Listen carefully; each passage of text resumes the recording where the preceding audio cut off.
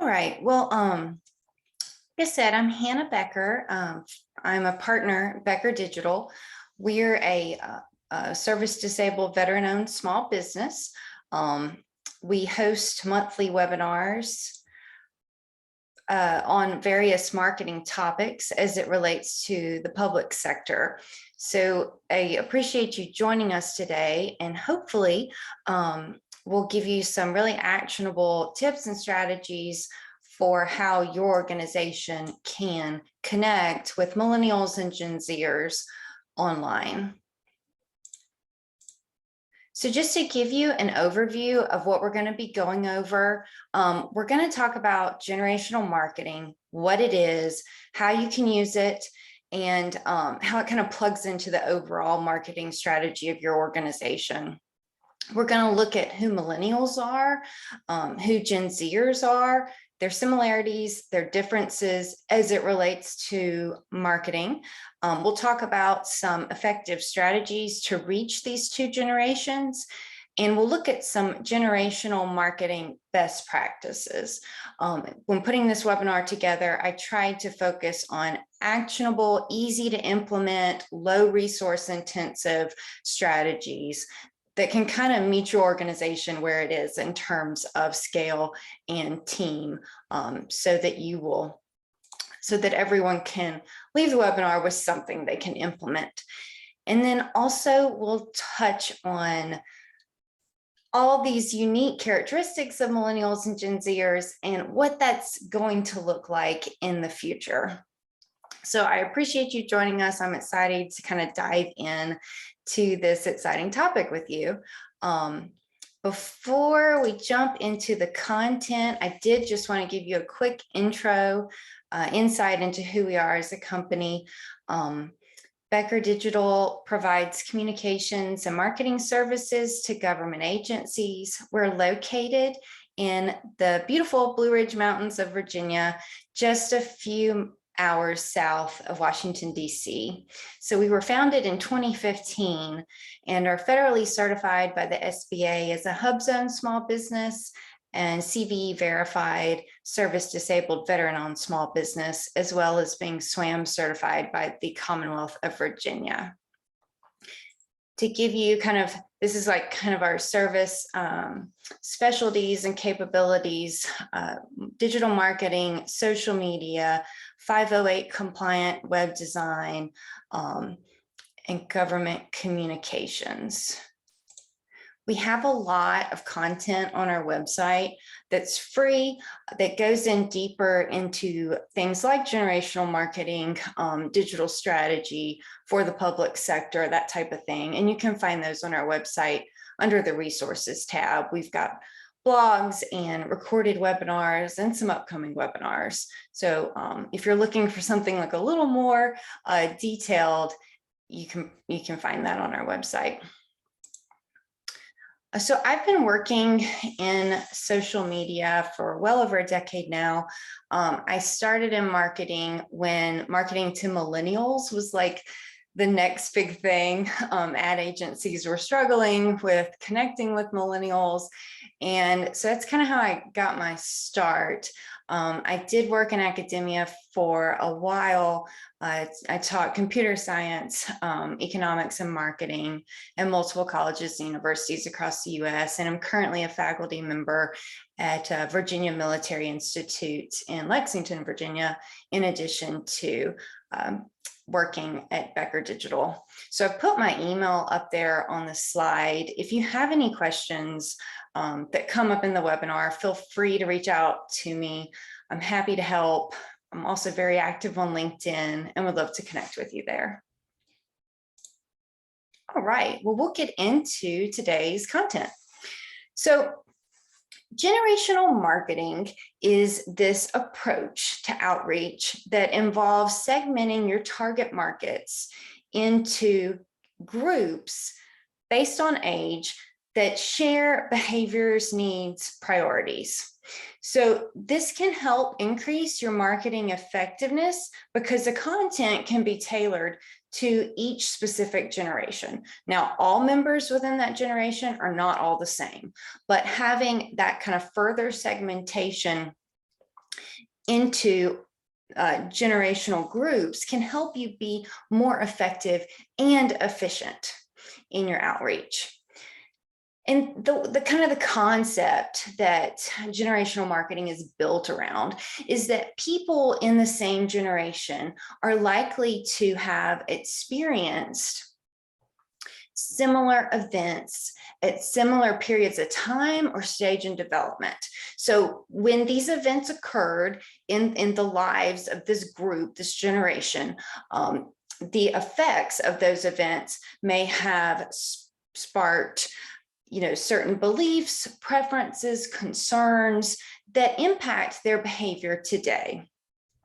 An example of this is how the Great Recession impacted millennials slightly differently than it did Gen Xers.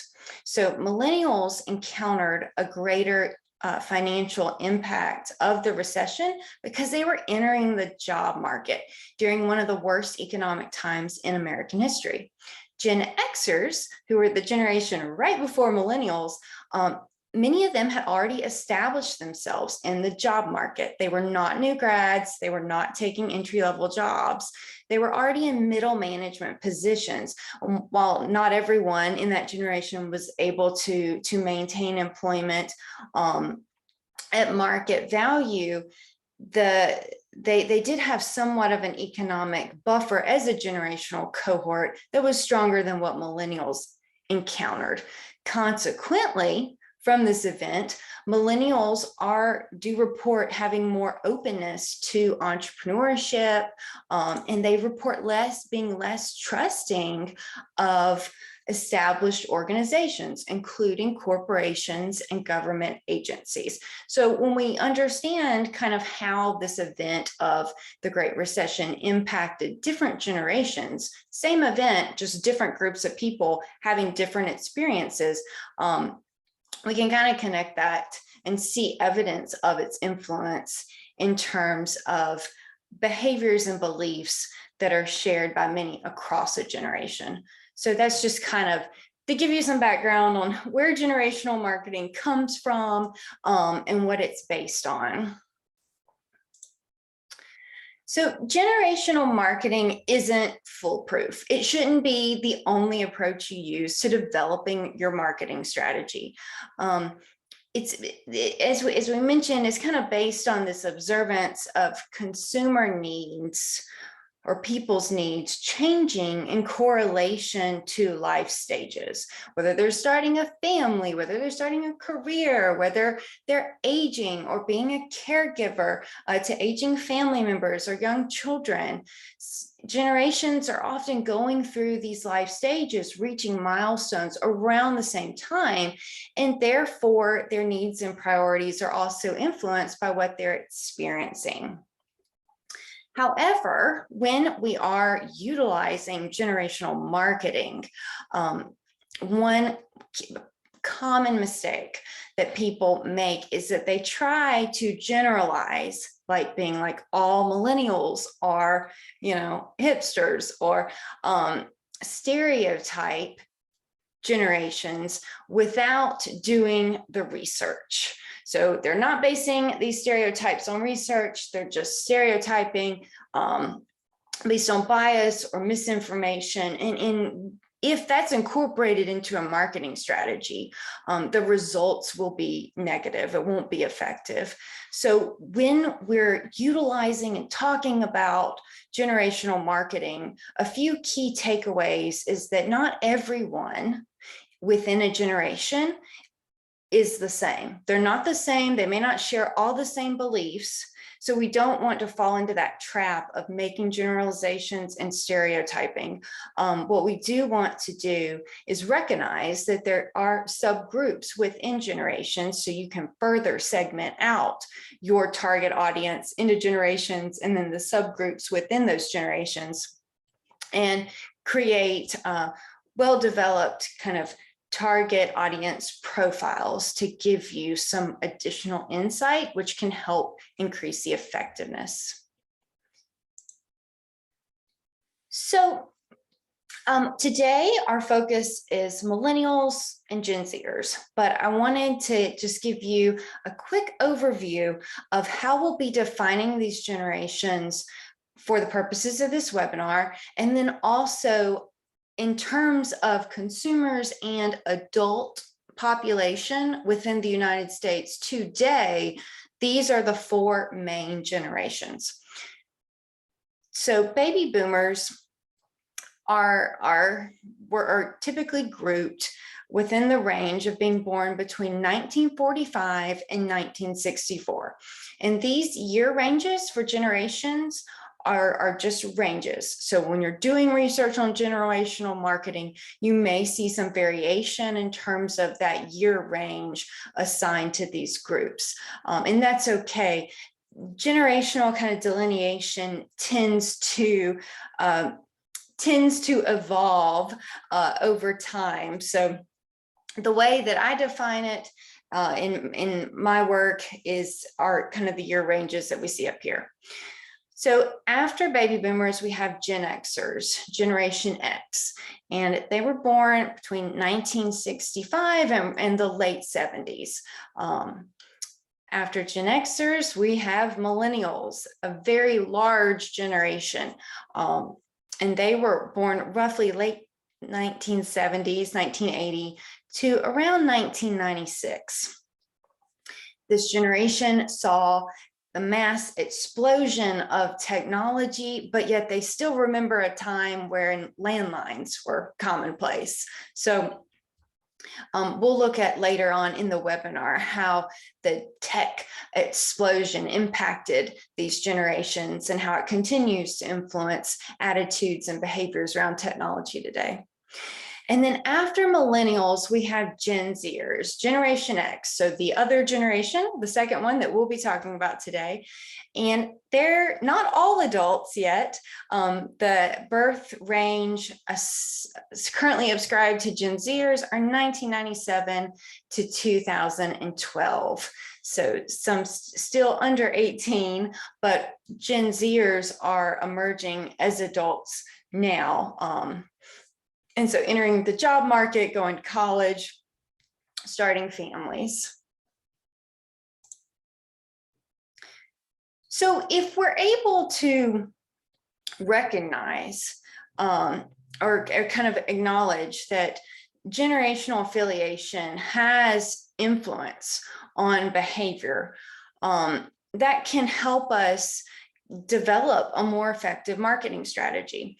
So when we're researching this, the stuff that we're looking for patterns related to values, characteristics, concerns, lifestyle preferences, priorities. We want to know what keeps these generational cohorts up at night. What are their priorities? What are their worries? This can help us kind of understand how our organization could fit in within their life and add value.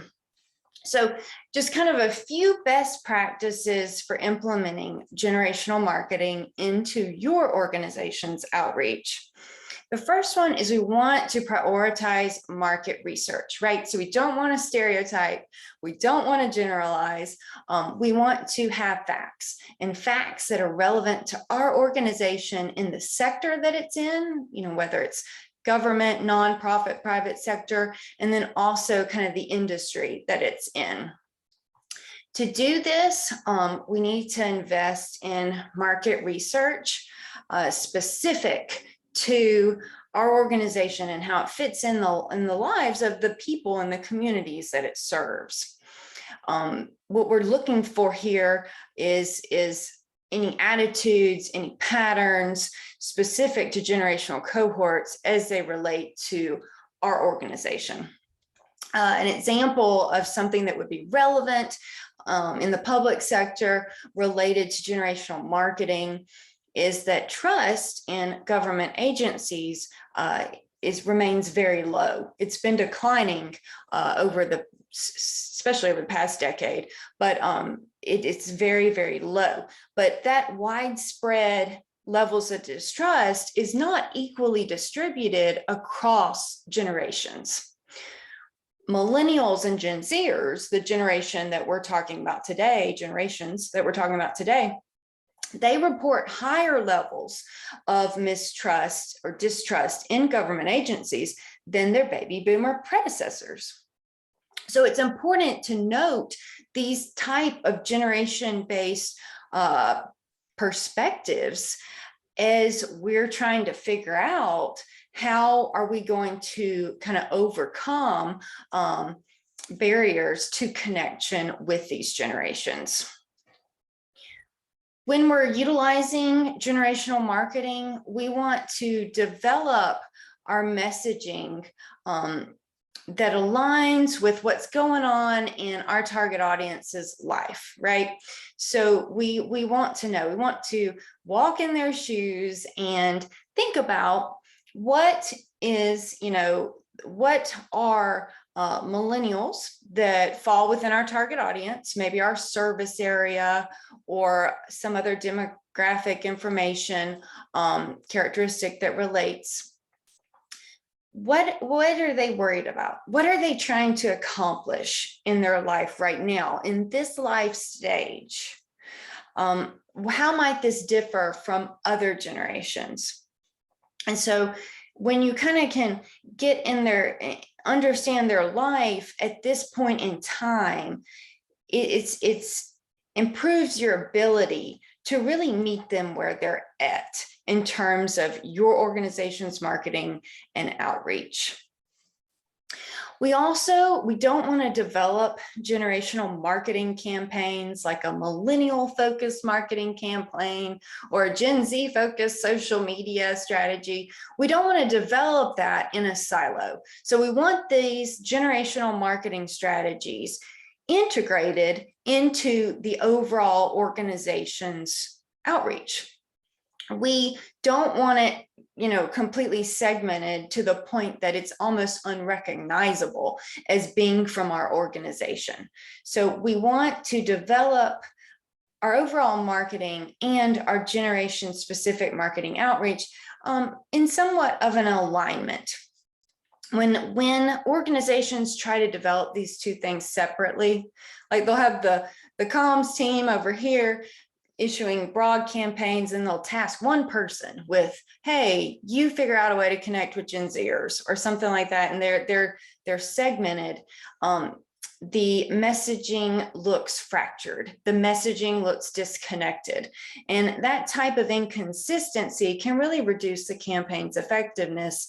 And honestly, it just looks bad in terms of the organization. So we want to integrate this into our overall outreach initiatives.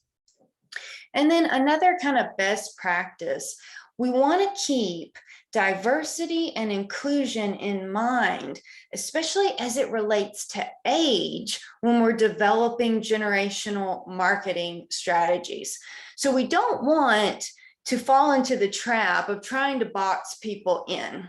So we want to recognize that diversity of experiences, diversity of age exists, and we want to incorporate inclusive language and creative into our marketing initiatives that represent this. And just to give you kind of an example, in today's world, grandparents could be in their early 40s, or they could be in their late 80s. So in our messaging campaign, if we're going to utilize the word grandparents, we may be encompassing multiple generations. Likewise, in today's world, college students could be as, 18 years old or 68 years old. That's a wide range of who is a college student. So we just want to be cognizant of the diversity that exists in terms of life stages, and we want to make sure our creative and our copy is very inclusive if those are indeed our target audiences. All right. So I know that was a quick run through of generational marketing, but I want to get into introducing you to Millennials and Gen Zers and kind of what's on the radar related to their priorities. One thing I did want to just kind of drive home is that, Millennials and Gen Zers are not the same group. All too often, marketing professionals, they try to kind of lump the two together. They're like, everybody under 40 falls in this group. And that is not the case. They're two distinct generations who have some very key differences in terms of beliefs and behaviors. So in this webinar, we'll be kind of teasing those out and looking at them as two distinct generational cohorts. All right, well, we'll get started here with millennials. So millennials born roughly 1980, 1996, they are also known as Generation Y. You may see that in literature if you're doing research, Generation Y. Millennials are the largest generation in American history. And this generation this population is continued to grow in the US due to immigration. Millennials are the most educated generation in American history. They were previously known as the most ethnically and racially diverse generation in the United States. However, Gen Z has actually outpaced millennials on this front. So millennial characteristics, they have high priority for self-expression. We'll look at how that plays out in terms of social media. They're very goal-oriented. They tend to have higher levels of skepticism when compared to their predecessors. They are frugal, yet will invest in experiences, tend to be idealistic, and have a great openness in terms of technology, integrating technology into their lives. So this generation grew up in a time of rapid technological and social change. We had dual income households, the longest war in American history, explosions in terms of technological advance, globally, this emergence of a kind of a redefining of a global economy that is completely connected thanks to tech. The Great Recession, which pummeled many millennials' early career pursuits, and then high-profile corporate scandals that shook the public's confidence in the private sector. So all of these events really contributed to the development of this generation's unique value system. So after millennials, in terms of age, we have Gen Zers, Generation Z. They were born between roughly 1997 and 2012, and they are the youngest adult population in the United States currently. They are typically the children of Gen Xers, and the events that shaped Gen Zers' perspectives are somewhat different than those that impacted millennials. An example of this is that many Gen Zers may not remember the terrorist attacks of 9/11. They may not have even been born in time of the terrorist attacks 9/11. I still teach adjunct at a university, and this was the first year in the classroom. I teach undergraduate students that no one in my class was alive during 9/11. So I thought that was for me, that was interesting. 9/11 was such a pivotal, had such a pivotal impact on my life and for many of the students that I've taught over the years. So this was the first year at which the class, didn't have any recollection of that. So it was interesting. Additionally, the Great Recession didn't impact Gen Zers as much as it did millennials. So they were really young when it was going on. And then also their parents weren't as, and this is some, talking on a broad scale, weren't as impacted as many millennial parents and millennials themselves were in the Great Recession. So we see this kind of, the event existed during the lives of millennials and most Gen Zers. However, due to their age at the time and a couple other macroeconomic factors, what they took away from these events is somewhat different. And that's how sociologists, one of the contributing factors is how sociologists define generations. So Gen Z is the most ethnically diverse generation in American history.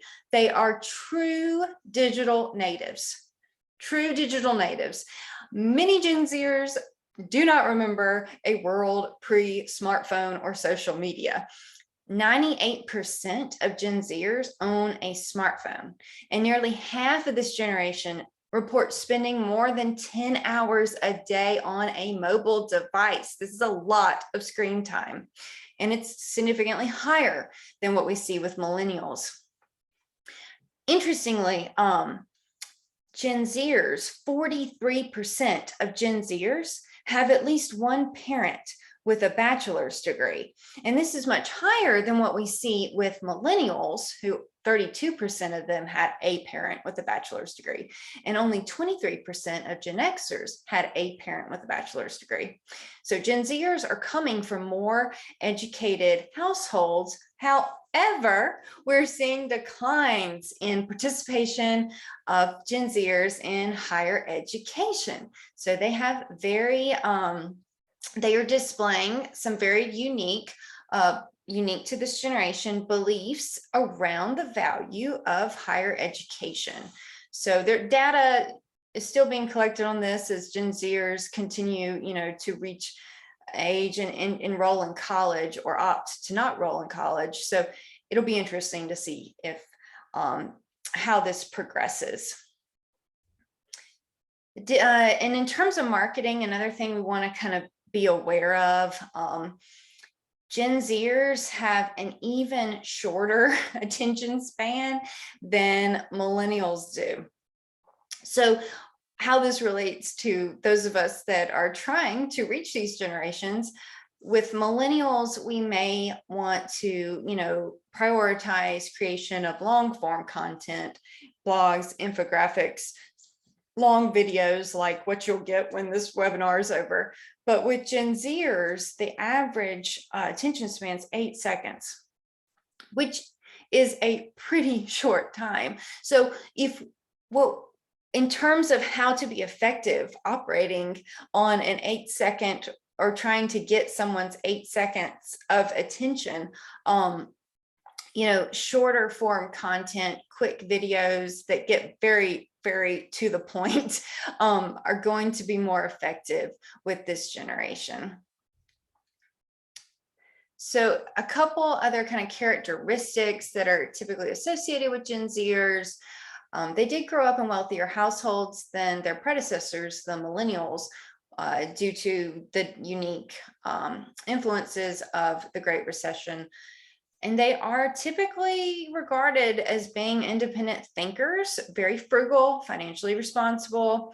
They have a global perspective. They have grown up in a world where, someone on the other side of the globe is just one click away. So they have a much larger worldwide perspective in terms of pretty much everything. They tend to be pragmatic, and they do prioritize information security. And we'll look at how that plays into their social media behavior in just a few slides. Okay, so I want to look at a few ways these two generations, millennials and right after them Gen Zers, how they differ and then how they're similar in ways that relate to marketing and outreach. So technology is something that there are some key differences between these two generations. While both tend to be very skilled and comfortable with technology, tend to be very digitally literate, there's differences primarily due to the fact that millennials remember a world without smartphones, without social media, without this continuous, endless stream of blinking, chirping, flashing, vibrating notifications. They remember a quieter world and they remember a different way of interacting. It doesn't mean they prefer that. It's just that is kind of, it shapes somewhat of perspective. Millennials tend to be socially savvy, yet their social media activity does differ from those of Gen Zers. Gen Zers have been exposed to technology since day one. Many Gen Zers have actually been online, or at least photos of them, videos of them, information about them has been online due to their tech savvy Gen X parents, starting their digital footprint, posting stuff about their kids on social media. This is something that many millennials were not exposed to. Millennials have been in control of their digital footprint throughout the majority of their life. So Gen Zers kind of inherited this as their parents paved the way. Consequently, in terms of social media, Gen Zers prefer social media platforms that have disappearing content that's not going to stick around and be a problem when, 10 years down the road, they're getting out of graduate school and trying to get a job. So both generations utilize social media, but they do it differently. Millennials are profound publishers of online content. This is everything from routine, Facebook updates to brand reviews. They use social media as a sounding board for all aspects of life. They crowdsource information. They research companies. They make recommendations to their network. They are comfortable with having an extensive digital footprint. And I think this has somewhat to do with the fact that they've been in control of their digital content since day one. Gen Zers, they prefer Snapchat, TikTok, WhatsApp over social media apps like Twitter and Facebook. They want that disappearing content. They also spend more time on mobile devices than any other generation.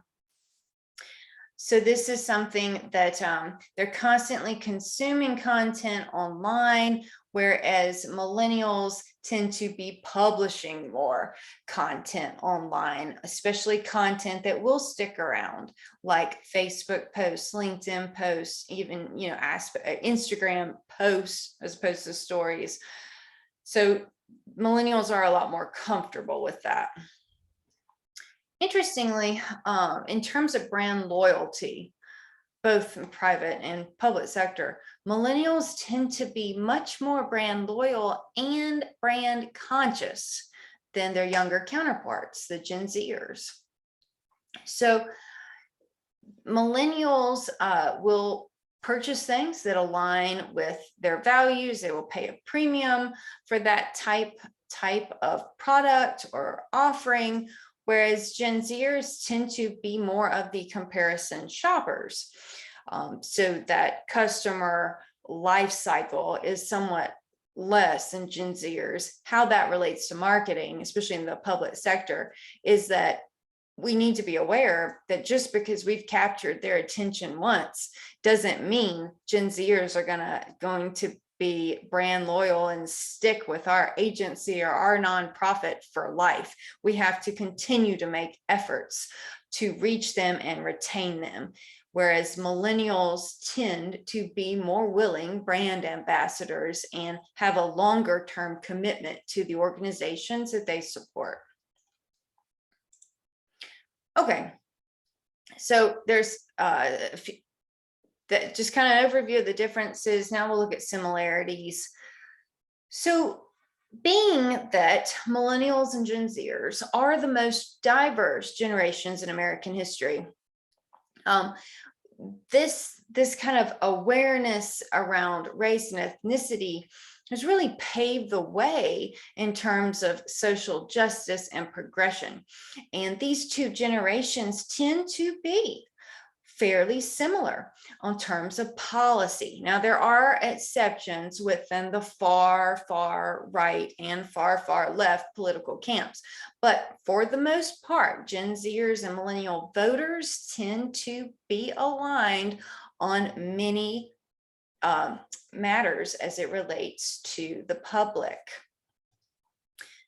So that's just something to kind of keep in mind, that both of these generations are in favor of establishing and continuing to develop a more inclusive, equitable society where diversity is viewed as an asset to the community. And this value and this belief isn't necessarily ascribed to one political party affiliation or the other when it comes to millennials and Gen Zers. A second similarity that these two generations hold is that both millennials and Gen Zers are very entrepreneurial.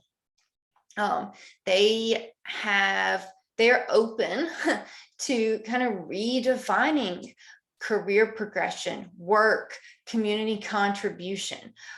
This comes up as them as employees, as professionals, and as consumers as well. They have experienced these massive events at relatively early stages in their career, like the recession, terrorist attacks, recession, and then now with COVID. So the pandemic's effects is how that shaped work, how that shaped career progression. And millennials and Gen Zers tend to be very aligned in terms of preferences and thoughts surrounding what the new workplace, what the future of work will look like. So organizations that kind of foster and reward entrepreneurship, so like innovation and entrepreneurial initiative within the organization, they tend to attract millennial and Gen Z talent at higher rates than companies that don't encourage that entrepreneurial spirit. And then both millennials and Gen Zers are very aligned in terms of digital expectations. Both generations expect the organizations that they support, that they patronize, that they utilize to be accessible to them through multiple online channels. They want to connect with the companies that they interact with. They want to connect on social media. They want customer service options that are facilitated digitally. They want to take whatever in-person physical space interaction that occurs, if any, and incorporate the digital space with that. If your organization is socially savvy, millennials and Gen Zers will reward you with social media support. They'll share your content. They'll recommend you to their friends. If your organization is not socially savvy, if all it does is just occasionally post links on Facebook, millennials and Gen Zers aren't going to engage with you. They're not going to take it to kind of that next level of support with your organization. So it's really important that, you find a way to efficiently implement social media and other online channels across multiple platforms into your organization's outreach. And we'll look at how to do that. Okay. So when we're trying to market, trying to reach to millennials and Gen Zers, we are trying to reach two generations that consume a lot of digital content every day. And there's a lot of noise online, and it's a lot to cut through. And so a few kind of tips for how you're going to do this with limited budgets, limited resources. First, we want to prioritize the right social media platforms for our audience. So we don't pick social media apps for our organization based off what we like.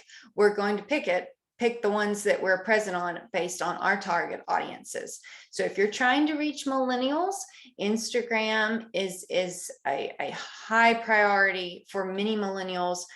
They do continue to use Facebook, although the fastest growing user demographic on Facebook is actually baby boomers right now, 65 plus. Millennials use LinkedIn and they consume a lot of YouTube content. If you're trying to reach Gen Zers, you're going to want to make sure that you have apps that they patronize within your organization's digital repertoire. So Snapchat, TikTok, Instagram, and YouTube are big with Gen Zers. Also, influencer marketing can be extremely effective in reaching Gen Zers. Millennials and Gen Zers do not like traditional advertising. If they see something online that looks like an ad, they're going to scroll past. So influencer marketing kind of provides that backdoor access, comes across much more authentic and genuine. And it has, while the public sector tends to lag behind the private sector in terms of marketing trends and strategies, interestingly, the Department of Defense a few years ago utilized influencer marketing to enhance the efforts of Navy recruiting. So if that's something that interests you, we've got more information on that on our blog, but they contracted with a few YouTube influencers to spend a day in the life of a US Navy service member. It was really cool content that provided this awesome perspective for potential recruits through an influencer that they trusted and liked. So it was very interesting. We want to develop digital content that aligns with our target audience preferences. So both millennials and Gen Zers, they respond to data-driven messaging. They want, kind of to get at the heart of the issue. They don't like a lot of fluff. I tell people, millennials and Gen Zers have a very accurate BS meter. If it sounds like spammy, salesy stuff, they're just going to swipe by. So you need to be communicating value, and data is one way that you can do that. Both generations demonstrate a commitment to social change and environmental consciousness. Many organizations that exist today, especially in the public sector, also shared this commitment and may even be in the trenches in terms of making these driving positive change. That's an excellent thing to spotlight on in terms of marketing content if you're trying to reach these two generations. Don't assume that they know because you are a government agency or because you're a nonprofit that you are out there doing good work. We want to highlight, showcase the impact that your organization is making, and in our marketing and outreach, provide an opportunity for these generations to plug in and either support your organization or spread the word about it through social networking. Then finally, we don't want to foster mistrust through advertising. Both millennials and Gen Zers are way less trusting of advertisements than their previous predecessors. So we want to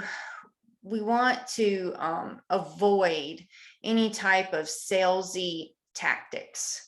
We want to make sure that we're prioritizing authenticity in all of our marketing content. We want to build genuine connections with our target audiences. This is a very time-consuming process. You are not going to do this by boosting 4 ads on Instagram. This is a long-term commitment that requires consistency to build trust and continually providing value to the audience that enhances their quality of life. So it's not going to be accomplished by one post you throw a couple $100 at to boost. This is something that needs to be woven throughout your organization's outreach and marketing initiatives. So millennials and Gen Zers are really shaping our future, and they're changing, how we work, how we shop, how we live, how we play. And while they do value aspects of traditionalism, they are committed innovators that are pioneering multiple frontiers on our economic and social systems. So to give you kind of just a few predictions of how these generations are expected to impact our world over the next few decades. Millennials and Gen Zers believe passionately in both individual and organizational accountability. They believe in this individual and collective power and responsibility to drive positive change. They're very concerned about the long-term implications of our decisions today in the organizations that exist today, and how what they do today will impact the future. They are very willing to volunteer time, donate money to a cause that is supporting these types of changes. And these generations know how to use tech like social media to form and organize collective action. And they're going to support organizations that demonstrate both this ability and priority. If you are an organization that interfaces with the public, it is a very high likelihood that you are already engaged on making major positive differences across society. This needs to be communicated through your marketing and social media, and it needs to offer opportunities for millennials and Gen Zers to get involved and support your organization. Millennials and Gen Zers rapidly reshaping the workforce. So the traditional 9-to-5 climb the corporate ladder that worked for many baby boomers and some Gen Xers is not even on the radar in terms of millennials and Gen Zers. They are rethinking everything about what we consider the norm in the workforce. On the millennial front, these motivations largely stem from early career experiences in the recession, and also as they're currently starting families. They have young children to care for, but also while simultaneously caring for aging parents in the middle of a worldwide pandemic. So the push to not return to the office, the push for remote work options, flexible schedules, this type of thing is a result of this kind of sandwich generation dynamic that's going on, and much exacerbated by the pandemic. For Gen Zers, they've seen how their parents, the Gen Xers, did it. They've seen how millennials did it, and they're tweaking things even further. They're questioning traditional work models and are very open to kind of new opportunities, new ways to do things. Both generations are big innovators. They like to participate in product and program development, not just as an employee, as a community member, as someone that follows your company on social media. They like to be engaged and provide feedback related to what you're offering, which is great because it's free and for your organization. And it's like you have this advisory council literally at your fingertips. And then also, so you have all this stellar market research, plus millennials and Gen Zers feel engaged by providing insights to your company through things like polls and surveys, feedback. So they feel engaged, and they feel like they have, a kind of a stake in the claim, a little bit of equity in terms of the organization, but also the future and community as a whole. So if you should really look for opportunities to engage these generations online, and by providing them the opportunity to essentially be co-creators with your organization. And both organizations are really concerned about responsible applications of technology. Millennials and Gen Zers have had a front row seat to the many impacts of tech, some of which were extremely positive and some extremely negative. like tech company monopolies, its devastation in terms of small business, offshoring, cyberbullying, self-image effects of social media, and then the mental and physical and even social health that this explosion of tech has kind of rendered on society. This kind of perspective has many applications in terms of digital marketing. They're not very trusting of anything that looks like an ad. They're just going to swipe by.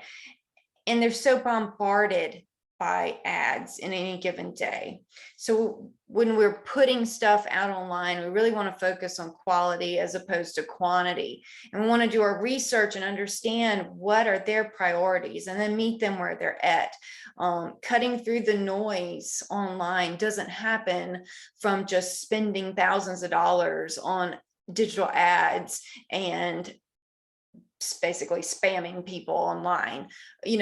Effective marketing fosters long-term relationships with your target audience that in turn become stellar brand and organizational ambassadors for you by telling everyone in their network how awesome your organization is and what an awesome impact it's having on the community and society. So we want to be really intentional when it comes to marketing to millennials and Gen Zers. Just posting a lot of stuff isn't going to cut it. You're going to turn them off in terms of your organization. So, these two generations have seen immense change across society and economically, in terms of tech, and they're quickly finding themselves at the helm of immense opportunity and challenge as they enter this new phase of life. So just kind of a few key takeaways in terms of generational marketing. Generational marketing, it can help improve your overall organization outreach, but it shouldn't be the only strategy that you're implementing. It's just one tool that you have in your marketing toolbox in terms of engaging your target audience. When it's well researched, it can be very effective. Millennials and Gen Zers, not the same generation. They share some characteristics, but they also demonstrate a lot of differences. So recognizing those, and specifically things like how these two generations, their attitudes regarding organizations in the public sector, the role of technology in daily life, and their views regarding responsibility that organizations have, both private, nonprofit, and government, to ensure the greater good for society. And, these two generations are rapidly shaping our present and our future. So understanding how to connect with them online is not something that you want to put on the back burner. It's something that you need to make sure your organization is prioritizing if it hopes to, be sustainable and be around in 10 years. So I know that was a lot of information. If you go to our website, becker-digital.com, and you go to the resources tab, there is the blog that has a bunch of information. We've got generational marketing stuff for baby boomers and Gen Xers on there as well. And then we have webinars that have been held in the past. The recordings are up and you can access that for free. You don't have to log in or anything. Just go find topics that interest you. If you want to receive monthly emails, we send an email out first Friday morning of every month, and it's just a rundown of upcoming webinars and blogs and events that relate to this type of stuff. So you can get that in your inbox if that would be helpful to you. Our next webinar, I'll send the link to sign up to this in the email I send you out with this webinar recording. Our next one is Rural Community Engagement Strategies for the Public Sector. It'll be in April. And then also, if any of you are attending the National Association of Government Communicators, please stop by and say hello. It's May 10th through 12th, and it will have an in-person option in Louisville. I'll be there. And then they also offer a virtual attendance option. I'm presenting social media and rural populations, and would love to connect with you there. And then, yeah, so here's just kind of our contact information. If you have any questions, feel free to reach out.